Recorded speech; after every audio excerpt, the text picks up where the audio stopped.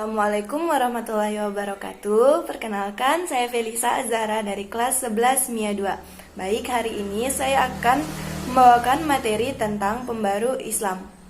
Nah, jadi pembaru Islam ini dibagi menjadi beberapa, ya, di antaranya ada pembaru Islam periode abad klasik, pertengahan, dan modern. Yang berikutnya tokoh-tokoh pembaru Islam. Selanjutnya ada jenis pembaru Islam. Selanjutnya ada menelaah perkembangan Islam periode modern. Dan yang terakhir ada bangkitnya perjuangan Islam. Memperkaya khazanah. Nah, yang pertama yang akan kita bahas adalah munculnya pembaruan Islam pada tahun 1800 sampai seterusnya. Baik, pada tahun ini Harun Nasution 1985 membagi periodisasi sejarah kebudayaan Islam yang dibagi menjadi 3 garis besar, yaitu periode abad klasik pada tahun 650 sampai 1250 Masehi. Yang kedua ada abad pertengahan pada tahun 1250 sampai dengan 1800 Masehi. Dan yang terakhir ada periode abad modern 1800 sampai sekarang. Setiap periode memiliki ciri-ciri yang membedakan dengan periode lainnya. Nah, jadi kita akan bahas ciri-ciri periodisasi pembaru Islam yang pertama, yaitu periode abad klasik. Nah, periode abad klasik menggambarkan kondisi kerajaan dunia Islam. Periode abad pertengahan menggambarkan kondisi kemunduran dunia Islam. Periode abad modern menggambarkan kondisi kebangkitan dunia Islam. Nah, langsung saja kita masuk kepada ciri-ciri dari kemajuan di abad klasik. Yang pertama, menurut Muhaimin 2011, Islam mencapai kemajuan di abad klasik disebabkan oleh beberapa hal, yaitu yang pertama, umat Islam melaksanakan ajaran Al-Quran yang memerintahkan supaya manusia banyak menggunakan akal. Yang kedua, umat Islam melaksanakan ajaran Rasulullah SAW yang mendorong agar kaum muslim tidak menuntut ilmu agama saja, tetapi juga mempelajari ilmu-ilmu lain yang bermanfaat bagi kehidupan. Dan yang ketiga, umat Islam mengembangkan ilmu agama dengan berihtijat dan mengembangkan sains. Yang keempat atau yang terakhir, ulama yang berdiri sendiri. Nah, pada periode ini para ulama menolak tawaran pengusaha untuk menjadi pegawainya. Kemudian ada ciri-ciri pada periode abad pertengahan, terutama pada abad ke-16 sampai dengan 18. Nah, jadi laju keilmuan dari para ulama semakin melemah. Nah, ciri-ciri dari abad pertengahan ini adalah yang pertama, ulama kurang berani melakukan ijtihad. Yang kedua, para ulama menganggap bahwa penggunaan akal sebagaimana dianjurkan Al-Quran adalah bukan zamannya lagi. Nah, yang ketiga, ulama pada periode ini menerima saja karya-karya yang dihasilkan oleh ulama pada zaman abad klasik. Yang keempat, banyak ulama yang tidak lagi berdiri sendiri, tetapi bergantung kepada pengusaha. Yang kelima, para ulama pada periode ini hanya menuntut atau mengikuti bertaklid pada ulama pada abad klasik. Yang keempat, yang kelima yaitu ulama hanya sibuk pada ilmu agama saja. Nah, sehingga ilmu umum tidak berkembang dan justru cenderung lenyap. Yang terakhir ada ilmu yang datang dari dunia barat ke dunia Islam, tidak dikecuali bagi sebagai warisan umat muslim di zaman sebelumnya. Nah, produktivitas keilmuan di zaman abad pertengahan menurun jauh dibandingkan dengan produktivitas keilmuan di abad klasik. Nah, contoh Selanjutnya pada periode abad modern, yaitu khususnya abad ke-19, mulailah muncul kesadaran umat Islam. Kesadaran tersebut muncul ketika orang-orang Eropa berhasil menguasai dunia Islam. Nah, contoh berhasilnya orang-orang Eropa yang menguasai dunia Islam diantaranya adalah negara Turki, Napoleon Bonaparte, Inggris sebagai salah satu kekuatan Eropa.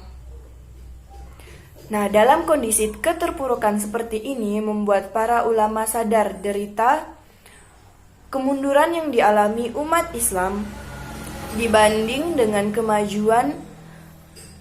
Oleh karena itu, pada abad modern muncul para ulama dengan gagasan-gagasan yang bertujuan memajukan umat Islam. Nah, selanjutnya kita masuk kepada pembahasan tokoh-tokoh pembaru Islam pada masa modern. Yang pertama, pembaru dari India, ada Syah Waliullah 1703 sampai dengan 1762 Masehi. Ketika melihat kemunduran dunia Islam, Syah Waliullah berpendapat bahwa penyebab kemunduran dunia Islam diantaranya adalah yang pertama, terjadinya perubahan sistem pemerintahan Islam dan sistem kekhalifahan menjadi sistem kerajaan. Yang kedua, sistem demokrasi yang melekat dalam kekhalifahan diganti dengan sistem monarkis absolut.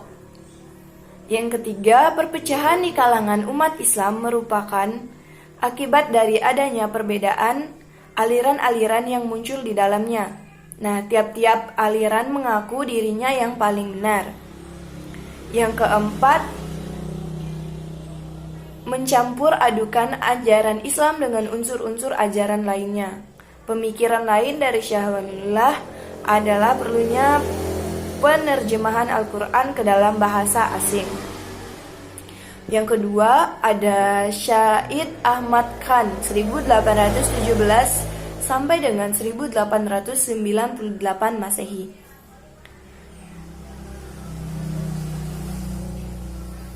Nah, pemikiran Syahid Ahmad Khan tentang pembaruan Islam adalah yang pertama ada kemunduran umat Islam disebabkan oleh umat Islam itu sendiri.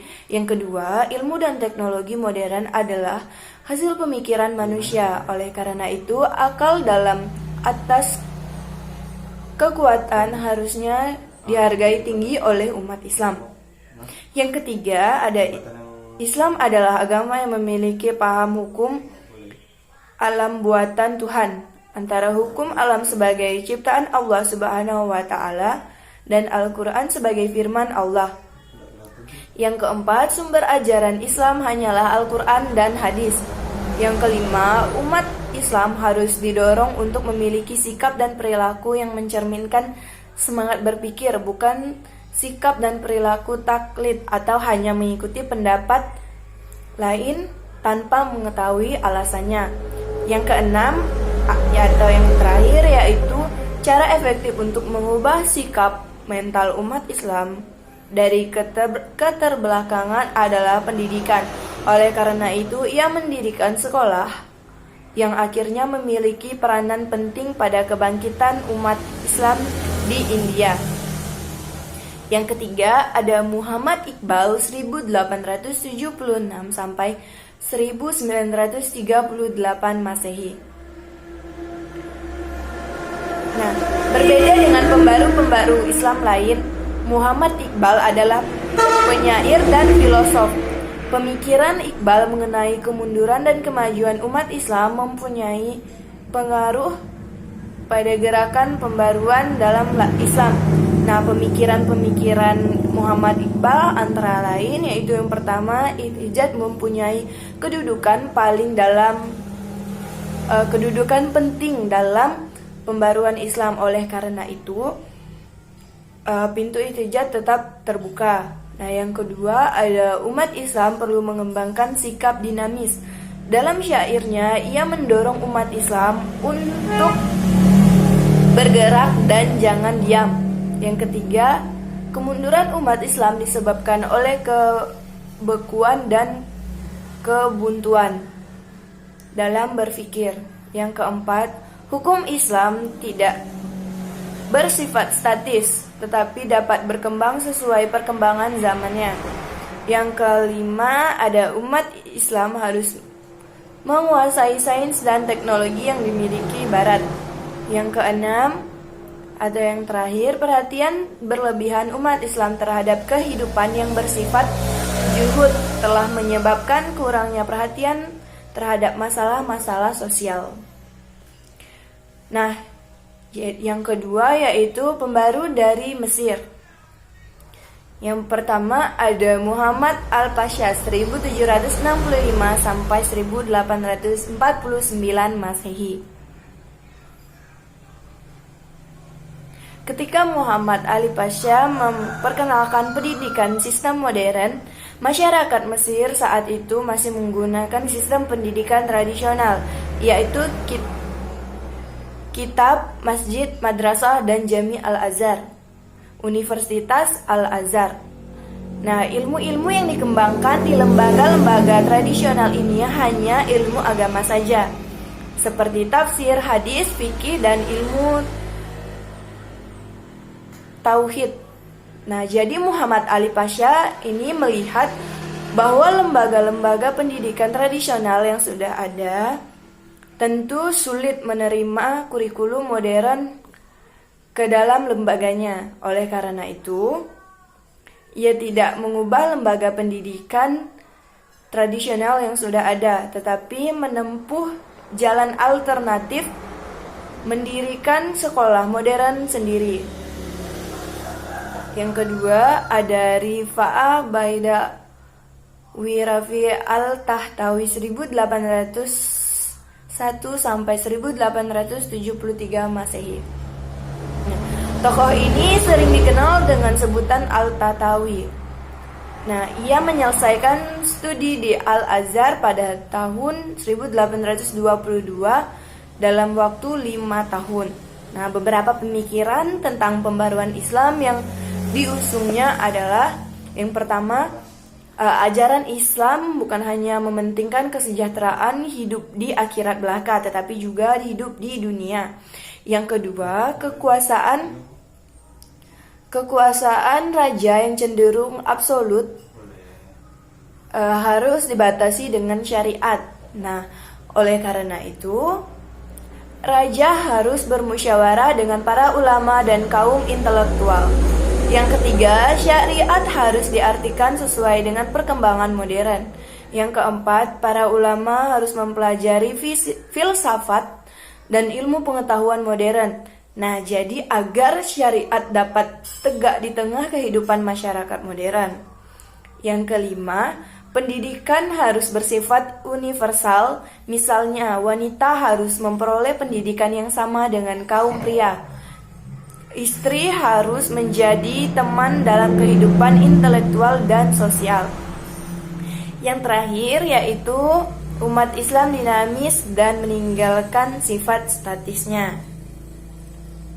Selanjutnya yang ketiga ada Jamaluddin Al-Afghani 1839 sampai dengan 1897 Masehi.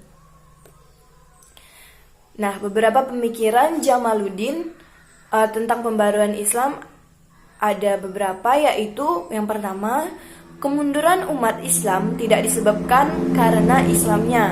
Kemunduran itu disebabkan oleh beberapa faktor yang terdapat dari umat Islam sendiri.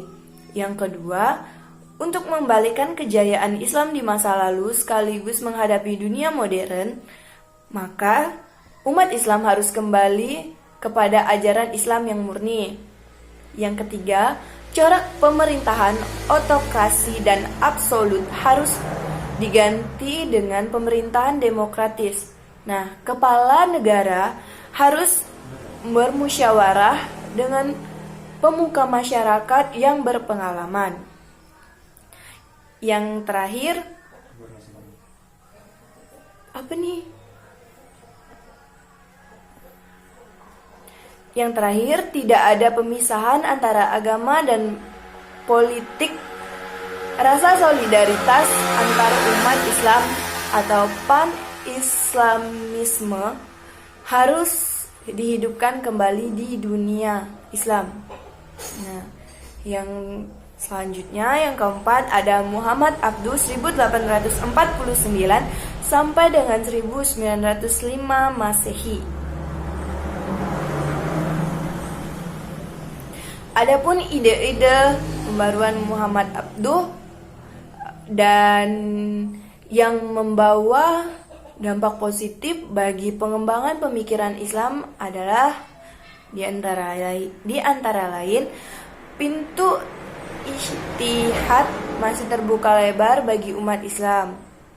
Yang kedua, Islam adalah ajaran rasional yang sejalan dengan akal. Dengan akal, maka ilmu pengetahuan menjadi maju.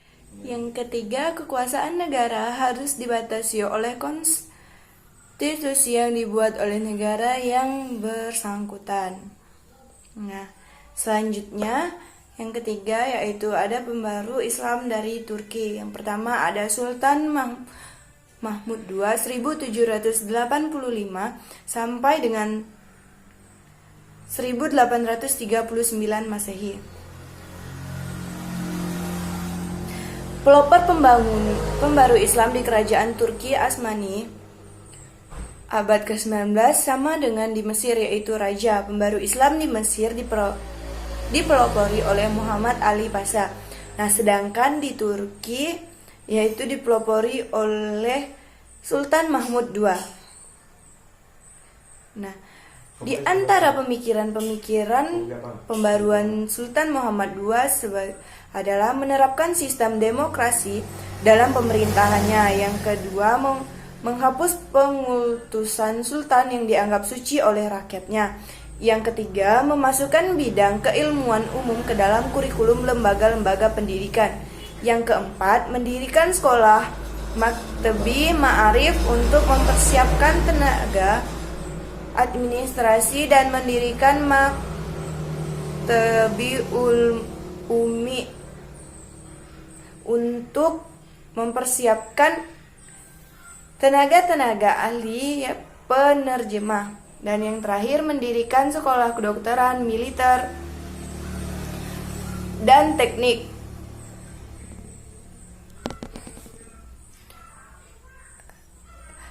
Nah, jadi langsung saya itu tadi beberapa tokoh tentang yang mempengaruhi pembaru Islam. Nah, selanjutnya kita masuk kepada pengaruh gerakan pembaruan terhadap perkembangan Islam di Indonesia. Nah, jadi pengaruh tersebut diakui oleh para tokoh Islam dunia intelektual Islam di Indonesia. Berikutnya dalam bentuk tulisan-tulisan, misalnya pada tahun 1961 Haji Abdul Malik Karim Amrullah, mantan Ketua Majelis Ulama Indonesia atau MUI, menulis buku berjudul Pengaruh Muhammad Abduh di Indonesia. Nah, pada tahun 1969, H.A. Mukti Ali, mantan Menteri Agama Republik Indonesia, menulis buku yang berjudul Alam Pikiran Islam Modern di Indonesia. Nah, jadi dari buku H.A. Mukti Ali dapat diketahui adanya 5 faktor yang mendorong munculnya gerakan pembaruan Islam di Indonesia, yaitu adanya kenyataan ajaran Islam, adanya lembaga-lembaga pendidikan, adanya gejala dari golongan inteligensia, dan yang terakhir, adanya kondisi politik, ekonomi, sosial Indonesia yang buruk akibat penjajahan. Demikian materi yang dapat saya sampaikan, kurang dan lebihnya saya mohon maaf. Wabillahi taufik wal hidayah. Wassalamualaikum warahmatullahi wabarakatuh.